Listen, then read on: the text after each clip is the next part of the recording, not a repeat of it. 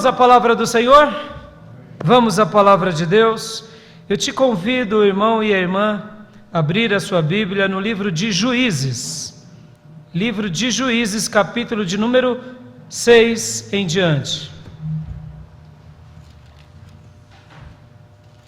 Livro de Juízes, capítulo de número 6 em diante.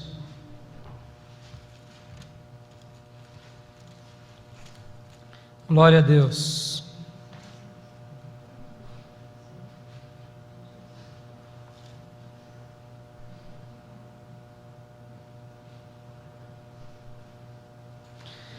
Juízes 6 conta uma história de um dos juízes de Israel que fez uma libertação tremenda ao povo de Deus.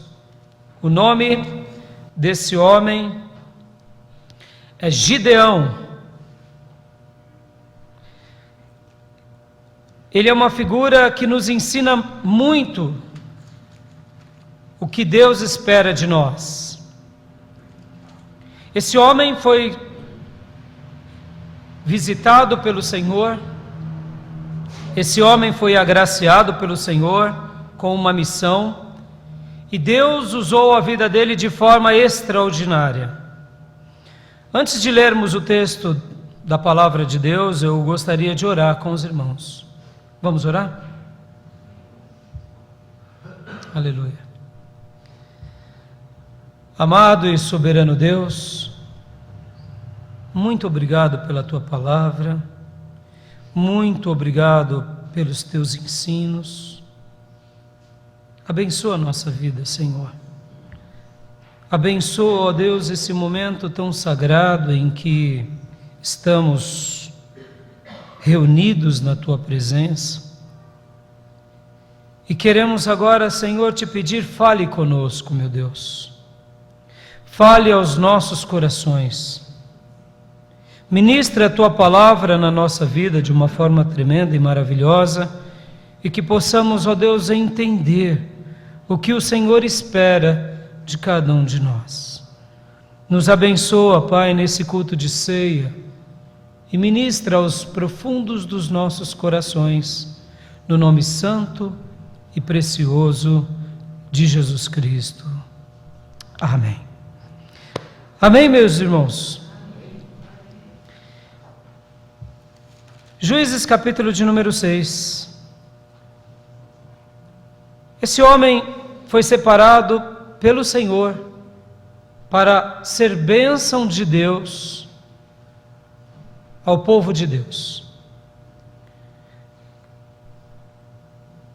A história dele é uma história regada de sinais, regada de maravilhas, regadas de manifestações de Deus.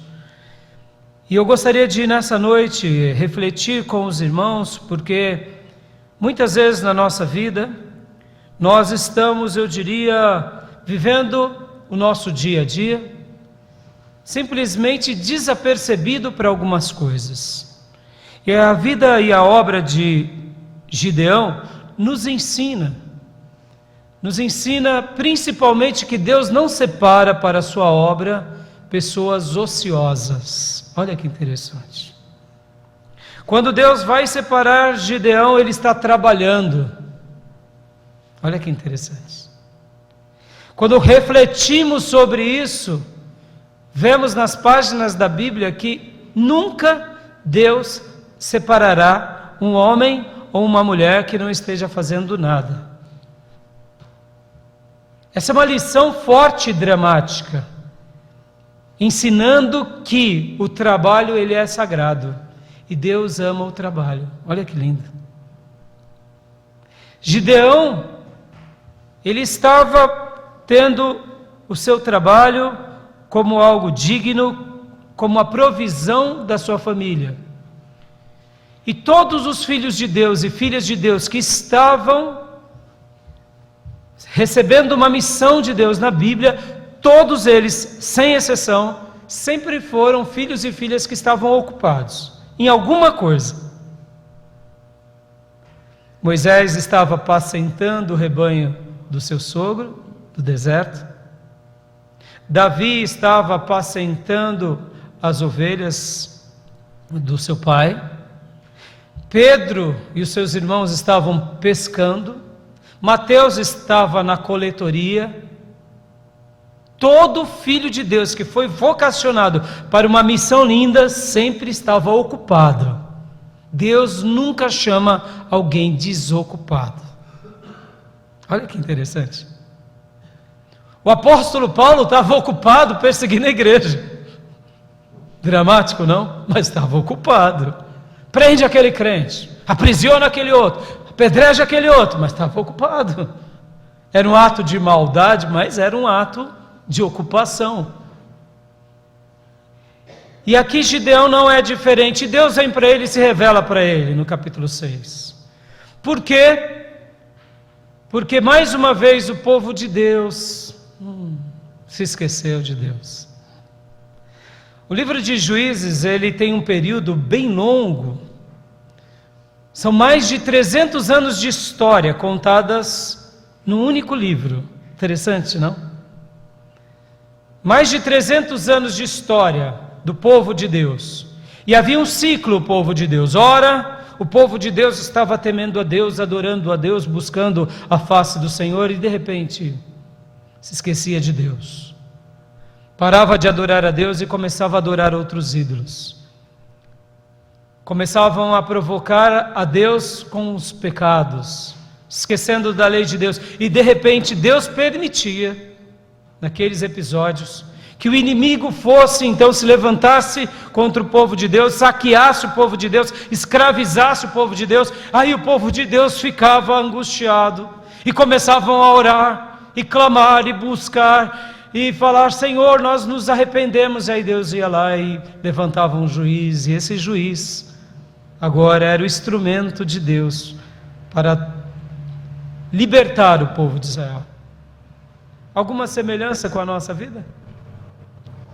Enquanto está tudo bem, enquanto o dinheiro está sobrando na conta, enquanto o vigor da saúde está sobre nós. Hoje eu vou para a igreja, não estou muito afim não. Vamos para a praia, amor. Vamos passear. Mas amor, é dia de culto. A gente vai outra hora. Não estou velho, estou cheio de vida. E de repente, perde-se o emprego, vem uma doença. Aí a primeira coisa é: pastor, ora por mim, pastor. Irmãos, faça uma campanha. Não é assim, irmãos? A história da nossa vida é bem parecida. Quando a dor vem sobre nós, quando a angústia vem sobre nós, aí é a hora de buscarmos a Deus em campanhas e orações. Louvado seja Deus, porque os ouvidos de Deus sempre estarão abertos. E aqui o povo de Deus mais uma vez estava sendo escravizado, surrado, e Deus separa Gideão. E Gideão, como eu e você, na semelhança de eu e você, também se sente como? Se sente fraco. Eu vou livrar o povo de Deus. Eu vou libertar esse povo todo. Não, deve ser outro Gideão. Deve ser uma outra pessoa escolhida, não deve ser eu. Porque eu, que sou? Não tenho competência, não falo tão bem. Não tenho essa habilidade, não fiz seminário.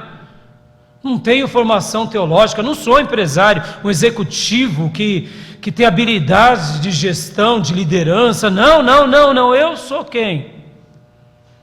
E muitas vezes Deus fala: é você mesmo. É você. Mas eu não tenho capacidade. É você mesmo. É nessa hora que o Eterno, Ele nos separa para algumas coisas.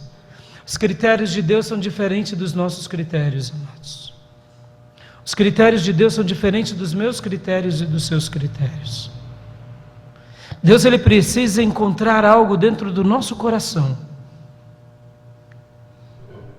Ele conhece o teu coração. Ele conhece a tua vida e a minha.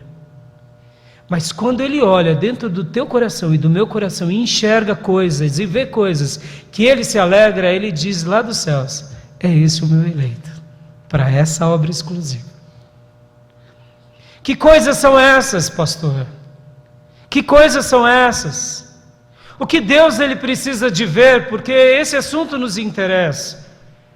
Porque a vontade de Deus para todos nós é que sejamos, para a glória dele, livres, abençoados, felizes e frutíferos para a glória do Senhor.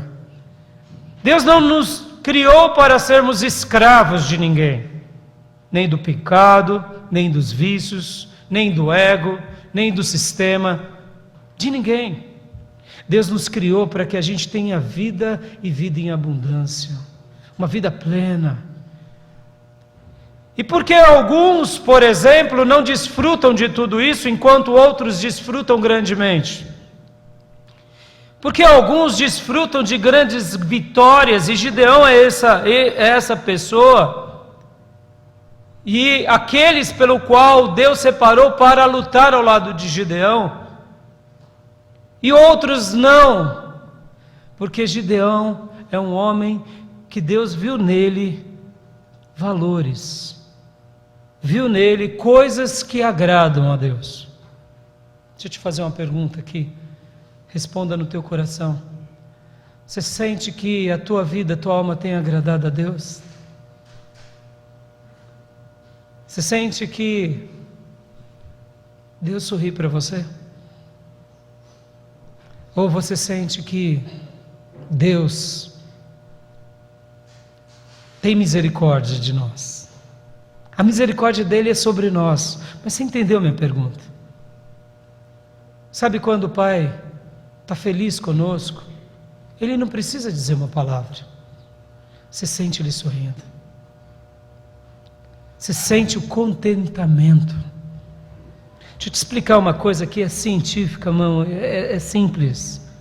Sabia que o bater do seu coração, sabe quando de repente você está num lugar, chega alguém que você fala, puxa vida, fulano de tal aqui, e agora? Meu Deus do céu, eu não queria me esbarrar com essa pessoa nesse momento, não é a hora, não estou preparado para resolver esse problema, seja ele qual for. Mesmo que você continue sorrindo, sabia que o pulsar do seu coração muda a batida? E há uma energia que é liberada de você, por volta de 3 ou 4 metros. A batida do nosso coração, se pudéssemos ter um aparelho para captar, pode ver, irmãos, os médicos, quando fazem um eletro do coração, eles pegam em qualquer lugar, não precisa ser só no peito, no dedo, na cabeça, no pé. A energia do coração, ela tem um ritmo, e um coração feliz tem um ritmo. Por isso que muitas vezes você passa por alguém que está, sabe aquela situação com nuvem, que não está legal?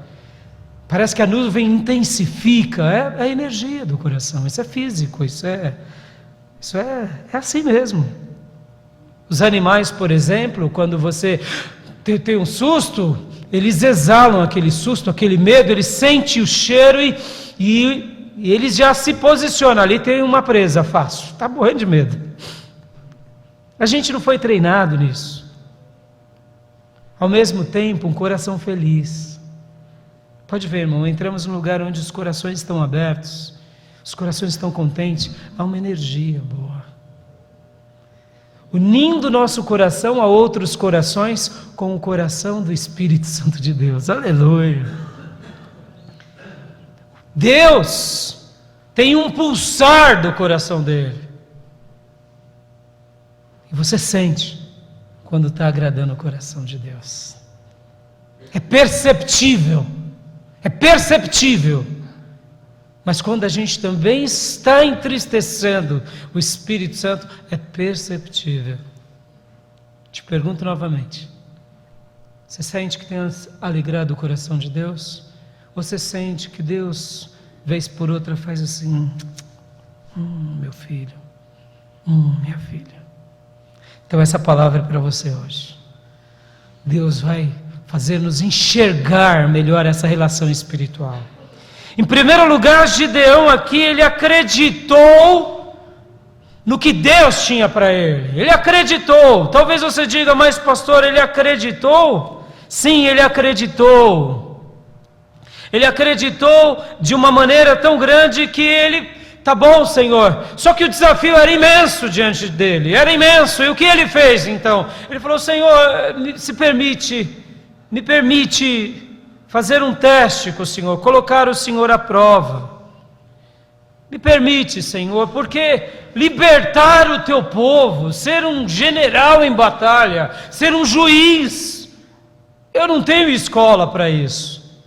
E aí ele fez o primeiro teste a Deus. Ele disse, Senhor, eu vou colocar aqui esse novelo de lã, e no dia seguinte vai estar o gramado todo molhado, pela neblina, pelo orvalho do amanhecer, mas ele não vai estar.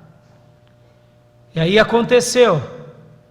Na manhã seguinte, quando ele chega lá, está toda a graminha, relva, tudinho úmido, molhadinho, e aquela porção sequinha. Ele diz, Senhor,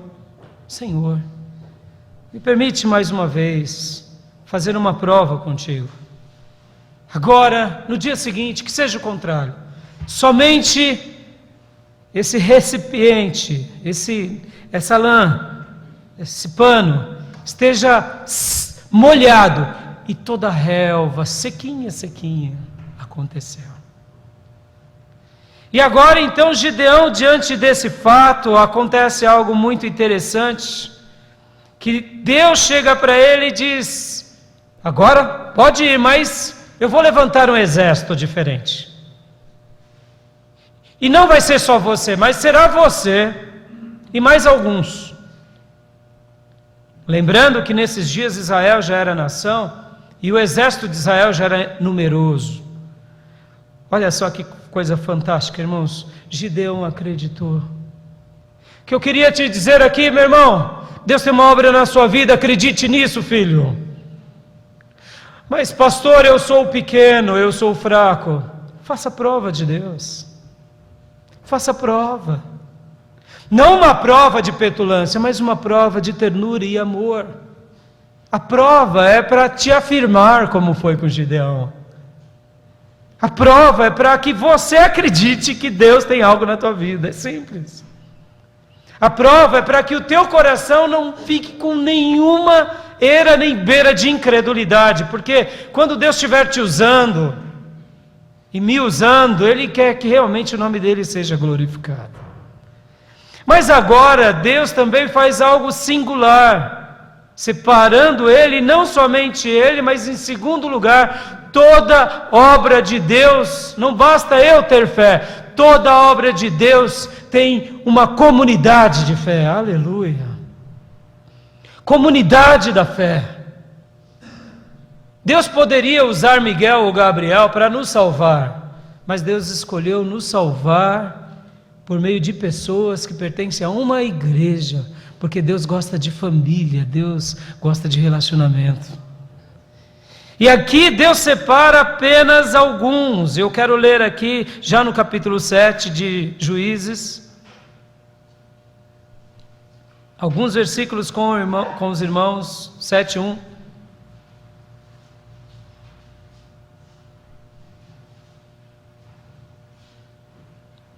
De madrugada, Jerubaal, isto é, Gideão, e todo o seu exército, acampou junto à fonte de Arode. O acampamento de Midian estava ao norte deles, no vale, perto do monte Morá. E o Senhor disse a Gideão: você tem gente demais para eu entregar Midian nas suas mãos, a fim de que Israel não se orgulhe contra mim, dizendo que a sua própria força o libertou. Anuncie, pois, ao povo que todo aquele que estiver tremendo de medo poderá ir embora do monte Gileade. Então 22.000 homens partiram e ficaram apenas 10.000. Olha que interessante. A obra que Deus tem para a nossa vida não é uma obra individual, é uma obra coletiva. Mas Deus quer mostrar a glória dele no coletivo, mas muitas vezes o coletivo atrapalha um pouco. Aqui, 22 mil homens foram embora das fileiras do exército. E Deus tinha dito: olha, tem muita gente, Gideão. Tem muita gente, e se você realmente for à batalha e vencer com todo esse exército, vocês vão falar que foram vocês que venceram e não foi eu. Sabe aquelas coisas que acontecem na nossa vida? Estou com saúde demais, estou com virtude demais, estou com recursos demais, estou com sabedoria demais. Ninguém é parecido comigo, louvado seja eu, bendito seja mim. Sabe aquela história de prepotência ao cubo? Sabe? Que Deus não pode fazer nada, porque se fizer, foi por causa da minha oração. Porque eu orei, eu jejuei, aquele demônio eu expulsei quando eu simplesmente botei o meu joelho no chão. Sabe tocar trombeta? Irmãos, aquele que quer se gloriar, glorie-se no Senhor, louvado seja o nome do Senhor. Irmãos, guarde isso. As coisas de Deus só se faz no braço de Deus. Simples assim. As obras de Deus só são realizadas com êxito e com perpetuidade e com unção no Espírito Santo de Deus. Sobre a orientação, sobre a condução, sobre a direção. Quando fazemos isso na força do nosso braço, ou seja, quando fazemos a obra de Deus na força do nosso braço, a impressão que dá é que a glória é nossa. E a glória não é nossa, amados. Como é maravilhoso ser um cristão maduro, porque um cristão maduro, ele sabe valorizar tudo como um presente de Deus. O trabalho é um presente de Deus, a família é um presente de Deus, a casa é um presente de Deus, os filhos é um presente de Deus, a saúde é um presente de Deus, a tribulação é um presente de Deus, a dor é um presente de Deus, a luta é um presente de Deus. E Deus estando no controle, Ele não vai nos dar êxito em tudo. Por quê? Porque Ele é o autor da nossa vida. Como é bom sermos maduros. Porque talvez você diga: mas pastor, lá na escola eu que tenho que estudar para passar de ano. Eu sei, é você mesmo. Só que com a permissão de Deus, Deus te deu inteligência. Porque no dia que Ele falar: chega filho, venha para perto de mim, a gente não vai conseguir nem fazer uma prova, porque a gente não vai estar aqui para fazer. A sabedoria, a competência, a dignidade, as virtudes, Deus nos concedeu para que possamos fazer a obra dEle com excelência. Não vem nada de nós, irmãos. O nosso Deus, Ele é o autor da vida.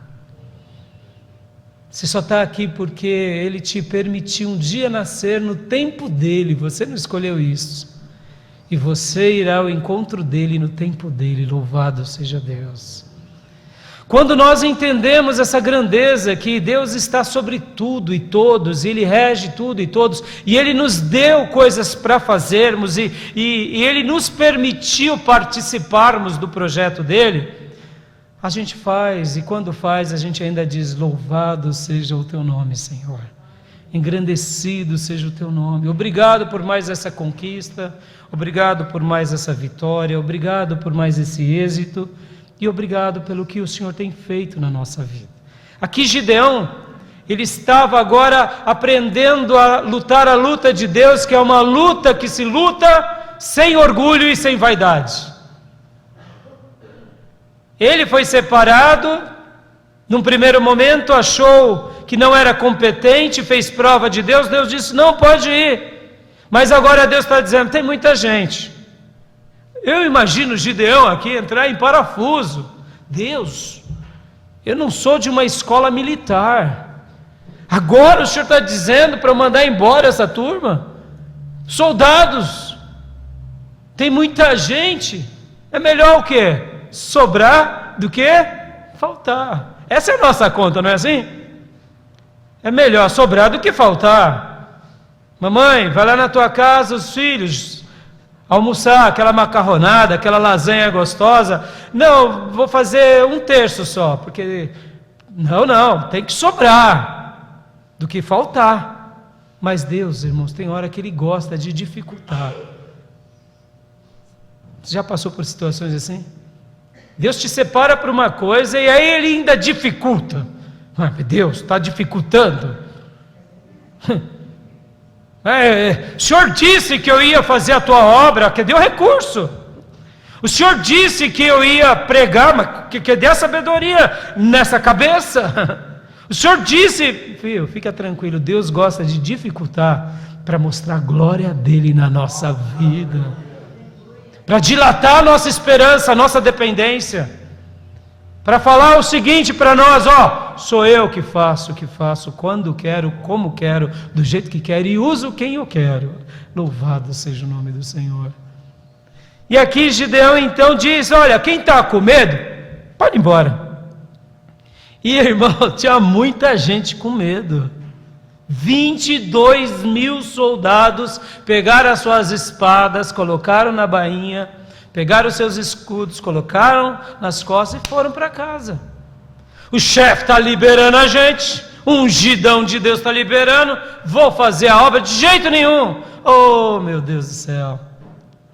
Vem cá, você tem tido medo dos desafios que Deus tem te colocado? O medo tem te gerado uma certa comodidade, porque, deixa o pastor, deixa o fulano. Eu quero te dizer que você vai perder a bênção de ver Deus agir pela tua vida. Esses 22 mil aqui ficaram assim depois, Deus fez, foi, Deus realizou tudo isso, era para eu estar lá, e eu saí na primeira chamada. Por que você saiu, fulano? Aí eu saí porque eu estava com medo. Sabe como que é, né, irmãos? Midianitas, inimigo, luta, batalha, né? Casado de novo, não quero esse negócio para mim. Queria curtir minha família, não tenho nem filho, né? Aí um soldado mais velho fala, mas eu quero curtir os netos, né? Agora que os netinhos chegou. Medo, comodidade. Mas ali na frente, eles não desfrutaram da bênção de Deus. Continuando o texto diz, então 22 mil homens partiram e ficaram apenas 10 mil. 10 mil tá bom, pastor, para a batalha? 10 mil tá bom? Tá bom. Foi 22, né? Fazer o quê? Mas vamos ver o que Deus pensa. Mas o Senhor tornou a dizer a Gideão, ainda há muita gente demais. Meu Deus do céu. O Senhor chega para você e fala, pregue o evangelho, filho, saia pelas ruas. E aí você chama os irmãos e fala, vamos lá, irmãos, todo mundo saindo pelas ruas. E de repente Deus fala, tem muita gente. Deixa os medrosos em casa. Aí fica 1/3. Aí sobrou uma boa turma. Aí vem Deus e ainda fala, tem muita gente ainda. Ela falou, Deus, o Senhor não me separou? Separou ou não separou? Deus disse, ainda tem muita gente. Continuando, desça com eles à beira d'água, e eu separarei os que ficarão com você. Se eu disser, este irá com você, ele irá. Mas, se eu disser, este não irá com você, ele não irá. Opa! Sobrou 10 mil. Deus agora está dizendo, desça com eles à beira d'água, um rio de água potável. Vai lá. E eu vou te dar uma ordem desses 10 mil. Dos 10 mil ainda é muita gente. Esse vai, então você leva. Esse fica, você leva. Deus aqui fazendo as suas peneiras, irmãos. Lembra que eu te falei? Em primeiro lugar, Deus viu fé em Gideão. Aqui ele está exercitando a fé. Em segundo lugar, agora ele sabe que essa fé é compartilhada com a comunidade. Mas essa comunidade, Deus não quer os medrosos. E agora Deus também está dizendo que tem muita gente. E Deus também não quer aqueles que praticarão o que esses 9.700 fizeram, porque não eram 10 mil? Esse exército, nesse primeiro momento, nesse primeiro alistamento, tinha 32 mil, 22 foram embora por causa do medo, sobraram 10 mil, e agora irão ser rejeitados por Deus, 9.700 soldados, sobrarão 300. O que esses 9.700 fizeram, pastor, de errado, que Deus não os separou? Porque eles não tinham medo. Vem cá, você é esse cristão que não tem medo? Parabéns, continue assim. Você tem coragem de ir à frente, avante, louvado seja Deus. Mas agora Deus quer nos ensinar alguma outra coisa, que muitas vezes também nos tira do exército de Deus. O que é? Vejamos, versículo 5. Assim Gideão levou os homens à beira d'água, e o Senhor disse: separe-os que beberem a água, lambendo-a como faz o cachorro, daquele que se ajoelhar para beber. O número dos que lamberam a água, levando-a com as mãos à boca, foi de 300 homens. Todos os demais se ajoelharam para beber. Olha que interessante. Gideão chega com os 10 mil no riacho. E Gideão fica só olhando.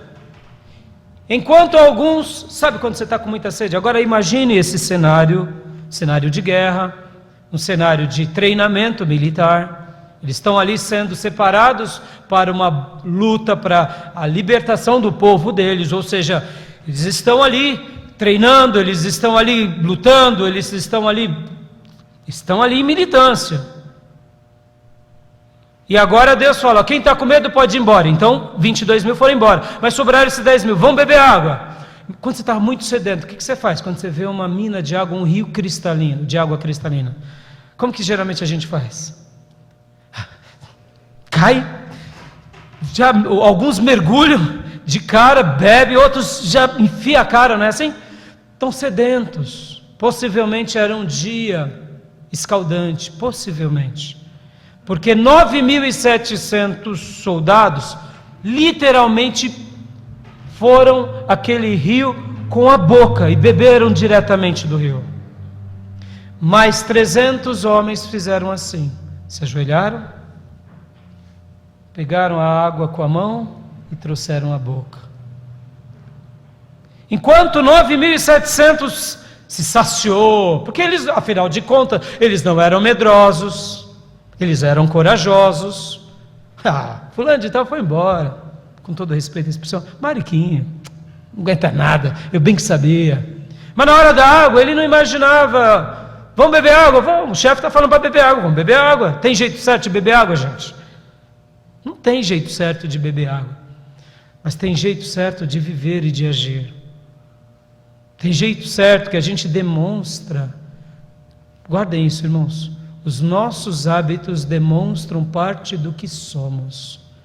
As nossas maneiras de agir, se comportar, de se relacionar, demonstram o que somos. Há um livro chamado O Corpo Fala. O Corpo Fala. Todos vocês estão falando agora, enquanto eu falo. A maneira em que vocês me veem. Alguns assim, o que o pastor está dizendo?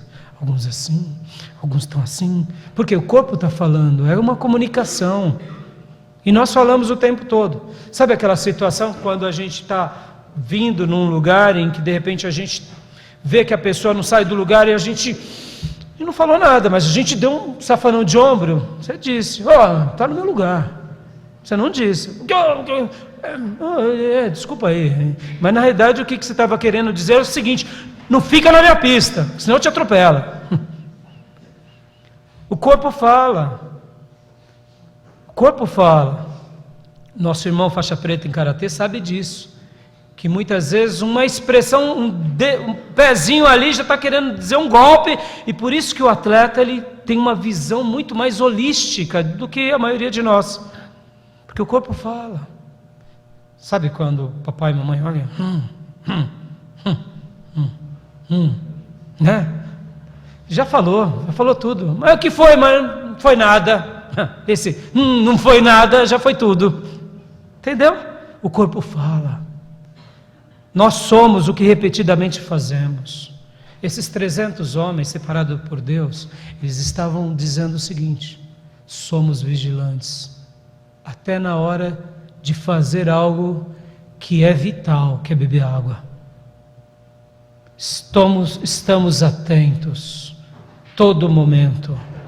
Porque, irmão, na hora que você vai beber água, vem cá, você não é um quadrúpede, né? Não, o cachorro tudo bem, mas pode ver, o quadrúpede, quando ele está ali bebendo água, lambendo, mesmo assim ele está antenado, porque ele não se joga lá, né? Ele não se esparrama para beber água. Se você fizer isso, ele nada, vira quase um jacaré. Mas o cachorro, na sua forma, ele está em continência, está bebendo água e está em continência, do jeito dele. Aqui Deus estava falando para Gideão: separe para mim os vigilantes, separe para mim quem vigia, porque esses que vigiam, eu quero abençoar a vida deles. Ó, queridos irmãos, a Bíblia vai mostrar o seguinte, que para a gente fazer parte desse exército de Deus, eu tenho que crer em Deus, eu tenho que lutar a luta de Deus na perspectiva da comunidade, e eu tenho que ser alguém que vigia, porque a minha vigilância gerará bênção em mim e em todos que estão ao nosso redor. Louvado seja Deus. E é por isso que Jesus disse: orai e vigiai. A carne é fraca, mas o espírito está pronto. A vigilância, a continência é algo que tem que estar sempre presente na nossa vida.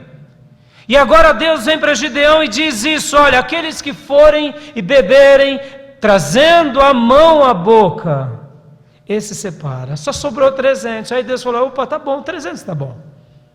Deus poderia usar um só? Poderia. A Bíblia vai mostrar um juiz que foi o único que Deus usou para destruir Filisteu, que foi Sansão.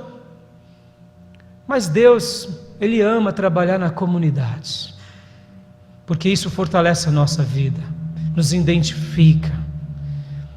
E aqui, então, agora no próximo versículo, no versículo 7, o Senhor disse a Gideão: com os 300 homens que lamberam a água, livrarei você e entregarei os midianitas nas suas mãos.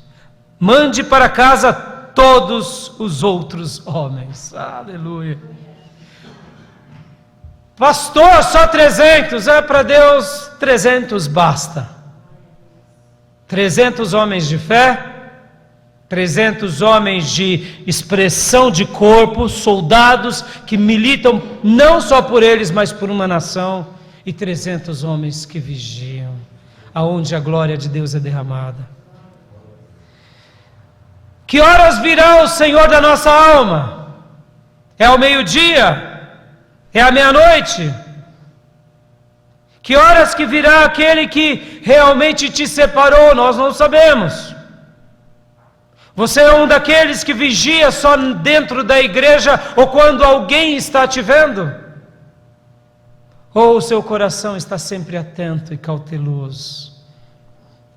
A palavra de Deus vai dizer lá em 1 Pedro 5,8 que o diabo, o nosso adversário, anda ao derredor procurando alguns para tragar. Irmãos, há uma luta espiritual. Temos adversário, não só humano muitas vezes, que é usado pelo diabo, mas o próprio diabo querendo nos destruir. Mas quando você e eu vigiamos, a vitória é nossa em nome de Jesus. Nessa noite eu quero te trazer essa história, porque essa história agora com esses 300, Deus dá uma ordem para eles e diz: vão, ataquem. Façam um ataque e a vitória de vocês. E assim aconteceu. Com Gideão e com esses 300 homens, eles destruíram os inimigos, os midianitas, e a glória do Senhor foi restaurada na vida daquela nação para a honra e glória do Senhor. Mas o que Deus precisou, pastor? Deus precisou apenas do quê? Deus precisou de alguns que criam, que lutavam como família e que eram vigilantes, continentes, atentos. E aí a glória de Deus foi derramada. Eu te pergunto nessa noite, como que vai a sua fé em Deus? Você tem dado espaço para que a tua fé cresça? Como que vai a sua perspectiva como corpo, povo de Deus? Esses dias atrás eu soube de um pastor que tem passado dias muito difíceis na sua vida. E rapidamente eu contatei outros pastores para poder ver esse pastor, orar com ele e com a sua esposa. Simplesmente fazer uma oração e dizer: eu estou orando por você e no que você precisar, conte comigo. Aí talvez você diga: o que você vai ganhar com isso? Eu vou ganhar ver um soldado de Deus em um lar de pé. É isso que eu vou ganhar. Eu não fui à busca de um pastor para ingressar nas nossas fileiras. Não, irmãos. O reino de Deus é muito maior do que a nossa igreja. Amo minha igreja, mas adoro somente a Jesus. Quero ver essa igreja cada dia melhor para a glória de Deus, mas quero ver o reino de Deus prosperar do jeito que Ele quiser, como quiser. Como que vai a sua perspectiva de corpo? Corpo humano? Não, corpo de Deus. O zelo por Deus. Esses dias atrás eu conversava com uma outra obreira falando sobre uma outra família que estava passando por dias muito difíceis. Essa obreira também disse assim para mim: mas pastor, essa família é muito difícil. Eu disse: sim, é difícil, mas vamos orar. Somos difíceis, irmãos. Ou será que aqui todo mundo é fácil, docinho? Docinho com coco? Somos difíceis, é a nossa natureza. Pessoas são pessoas. E essa irmã, depois de alguns dias, eu não sei se ela orou, eu creio que sim, ela veio para mim e falou: pastor, eu tive um sonho. Eu falei: é mesmo? É. E me conta. Que a gente ia atrás daquela família, e aquela pessoa que eu te disse que é muito difícil, de fato é, admito, me abraçava e só chorava. Eu falei: louvado seja Deus. E aí eu brinquei: e agora? Vamos ou não vamos? Vamos ou não vamos? Como que vai a sua perspectiva de corpo? O que importa é o teu interesse, é o teu quintal, o que importa é o corpo de Cristo na terra. Eu me recordo que eu aprendi em certa ocasião, irmãos, que nós, o povo de Deus, temos um péssimo defeito, que é ver a morte de um outro soldado e ainda não ser solidário com esse soldado. Isso é trágico, irmãos, isso é diabólico. Diabólico. Aquele pastor lá que eu não gostava, que eu não ia com o jeito dele, com a reflexão dele, bem feito mesmo que ele caiu, bem feito que ele foi pego no pecado, que agora, né, que o diabo o carregue. Não fala isso, mas pensa isso. Irmão, presta atenção, irmão. Nós somos batistas, temos uma herança batista nacional, mas temos uma doutrina batista atrás de nós, temos uma herança reformada atrás de nós. Mas todo aquele que confessa Jesus Cristo como Senhor e segue a Bíblia é filho de Deus. Não importa se ele tem um trejeito esquisito, se ele usa um barbão, se eles usam roupa, se a mulher tem pelo debaixo do braço, não importa isso. A gente tem que respeitar, é um povo de Deus. Não importa se eles são meio esquisitos, a prática deles, o culto deles, não importa, são de Jesus. Adoram a Jesus, seguem a palavra de Deus, é povo de Deus, tem que ser amado e respeitado por nós. É assim que funciona. Tem pastores que eu me identifico mais, outros não. Tem pastores que eu tenho dificuldade de entendê-los, outros não, faz parte. Mas todos são soldados de Deus e todas as igrejas é uma expressão do corpo de Deus na terra. Amém, irmãos? A gente não pode ser preconceituoso. Estou falando aqui do corpo macro. Tem uns pastores meio esquisitos mesmo. Eu costumo chamar esse pastor esquisito, tá? Deixa eu abrir parênteses aqui. João Batista. João Batista, ué. Que coisa mais esquisita que João Batista? Geralmente nos desenhos infantis é um cara feio, gordo, cara de bravo, barbudo, sabe, mão suja, tipo mais para brucutu do que profeta, com uma roupa de pelo, tal, todo, e raça de víbora, uma coisa horrorosa, né? Eu não acredito nisso, tá, irmãos? Não acredito nisso. Mas vamos lá, vamos falar de João Batista aqui. Linhagem sacerdotal, filho de Zacarias e Isabel, treinado sob a tutela do pai, o futuro sumo sacerdote de Israel, separado por Deus desde o ventre, cheio do Espírito Santo desde o ventre. Aleluia. Você acha que ele era descuidado? Unha grande, barbudão, dente caído? Não, esquece, irmão. Esquece. Quem é templo do Espírito Santo cuida do templo.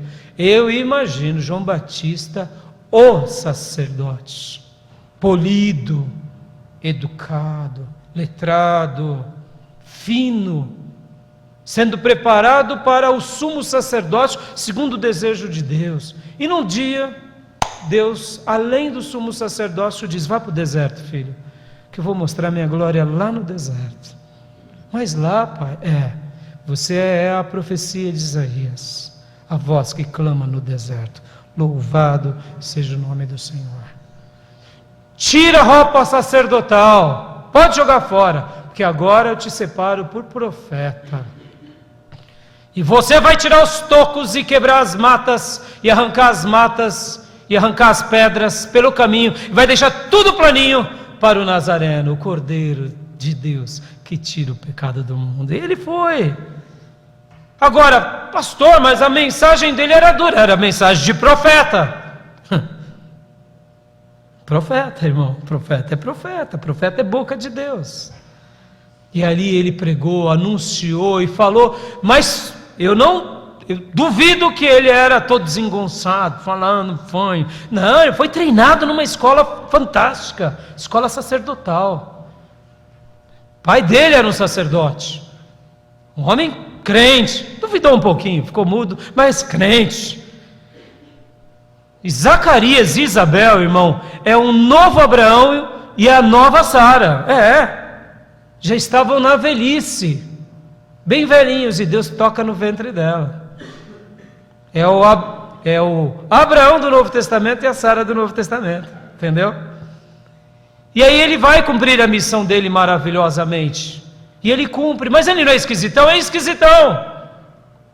Ele jejuava muito, e os discípulos dele jejuavam muito. Os discípulos de Jesus estavam sempre na festa com Jesus, e chegavam para Jesus e falavam: mas Jesus, espera aí, o senhor não vai jejuar que nem João Batista jejuava e fazia a gente jejuar? E Jesus falava: vai chegar a hora, fique tranquilo, já eu vou morrer, ressuscitar, vou derramar o Espírito Santo, aí vocês vão ver o chicote estralar. Aí quando o chicote estralar, vocês vão jejuar, mas enquanto o noivo está presente, vem comigo, é cura, é libertação, é momentos de festa. Jesus jejuava, os apóstolos também, mas Jesus deixou claro que a perspectiva de vida dele era diferente de João Batista.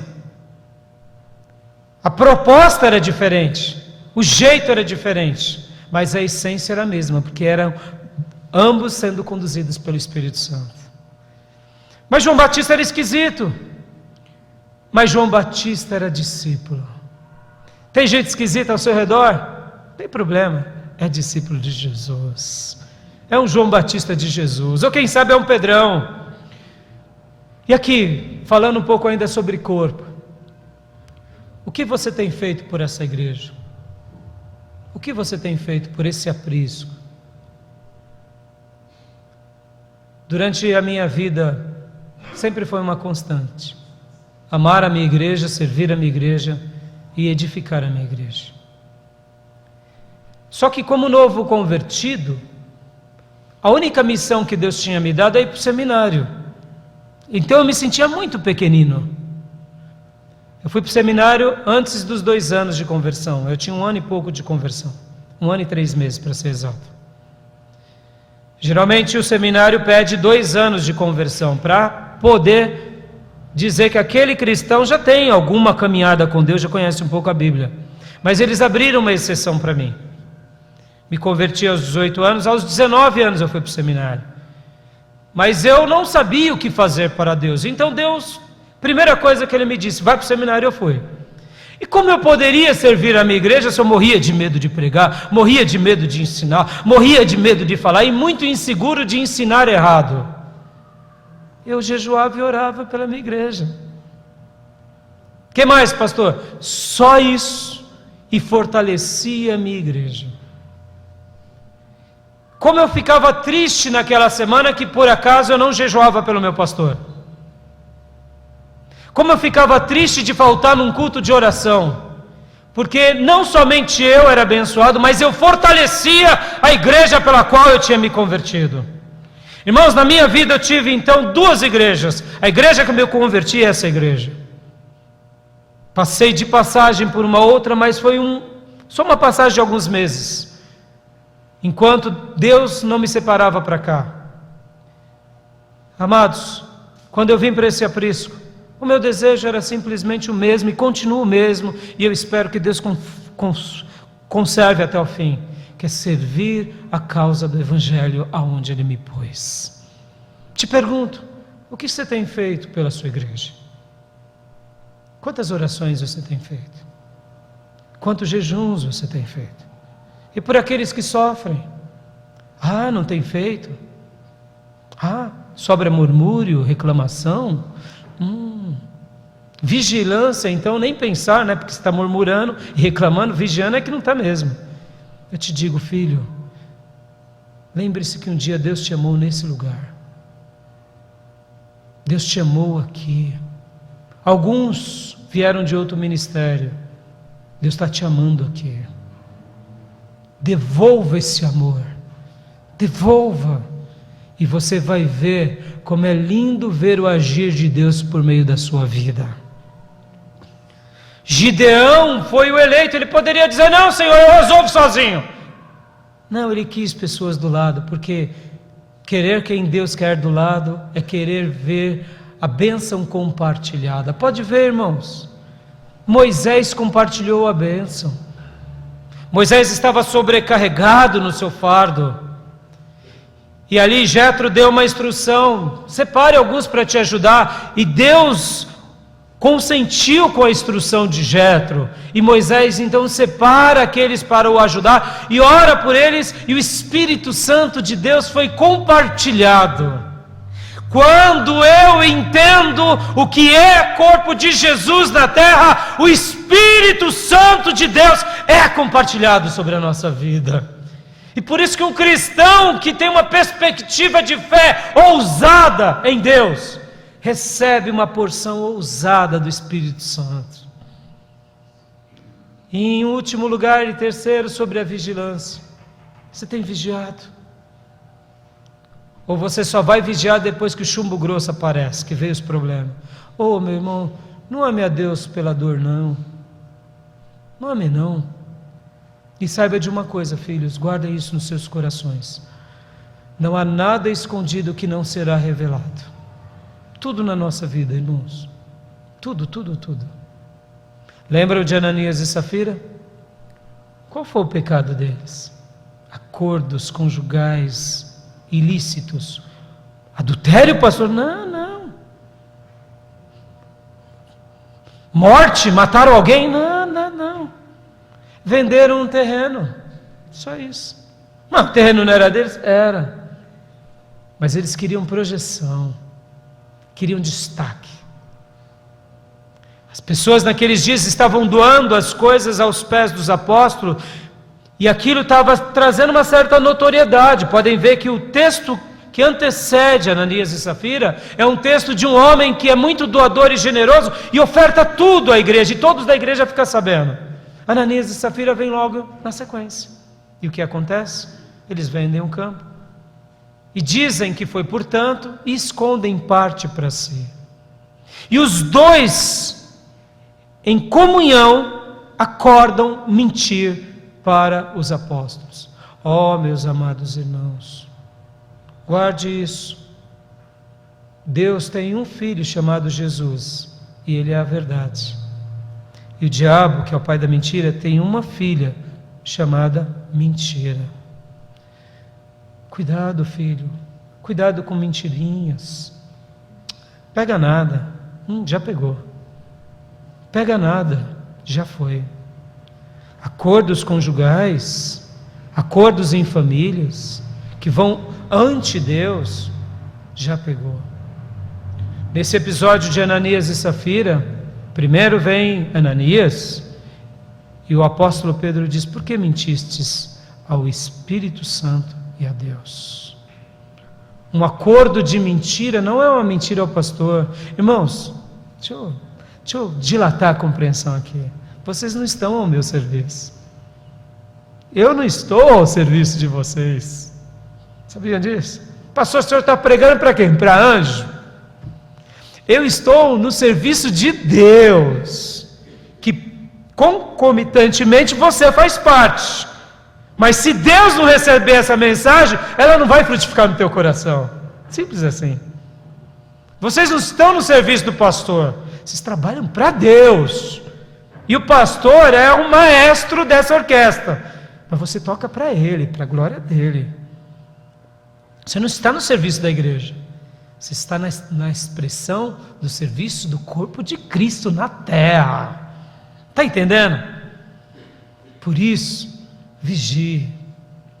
Ananias mentiu, e só por ter mentido ele poderia ter falado: eu vendi sim por 100 mil reais, embolsei 50 para mim porque eu preciso, guardei a minha poupança, está aqui, apóstolo Pedro, eu vou dedicar. Mas ele queria projeção, ele queria alguma coisa que Deus não se agradou, e mentiu. E aí, irmãos, morreu. É trágico essa cena. Morreu. Pastor, e hoje em dia tem pessoas morrendo? Claro que tem. E espiritualmente, irmãos, tão secos, tão ocos, Deus já não fala mais, porque mentes cauterizadas, consciências insensíveis, estão mortos. A obra que fazem é a obra da carne, não é a obra do Espírito. Não frutificam na graça, não frutificam em Deus, estão mortos, só estão esperando serem um dia literalmente ceifados pela morte mesmo, porque já estão mortos espiritualmente. Está entendendo? Porque o fruto da carne é inimizade contra Deus, e todos aqueles que vivem frutificando sobre os frutos da carne ditos lá em Gálatas, ou obras semelhantes a essas, não herdarão o reino de Deus. Ponto final. Uau! Mas o fruto do Espírito é vida e paz, irmãos. É vida em abundância. Então, o que acontece? Ananias veio logo na sequência, e ela endossa. É uma boa mulher, né? Obediente ao marido, mas desobediente ao Pai Celestial. E ela morre. E quando, antes dela morrer, o Pedro diz: estão à porta aqui aqueles que acabaram de enterrar teu marido. E pum, morreu também. Trágico, trágico. Por quê? Faltou vigilância. Tem conquista de Deus para a nossa vida? Sejamos homens e mulheres que creem, homens e mulheres que militamos no exército de Deus, e homens e mulheres que vigiemos o tempo todo, pegando a água e trazendo na boca, porque eu não sei que hora que o nosso Senhor virá. Eu não sei quando o inimigo nos contra-atacará. Eu não sei. Eu já passei por várias experiências na minha vida, irmãos. Várias. Que eram ciladas das trevas. Várias. No mercado de trabalho, no pastoreio, indo a um médico. Uma cilada do capeta ali. E o que me fez não cair? Simples. A água sendo trazida na boca. Somos melhor do que muitos? Não, irmão. Basta vigiar e orar. Porque quando vigiamos e oramos, o Espírito de Deus se comunica. O Espírito de Deus nos antena. Cuidado, filho, cuidado, filha.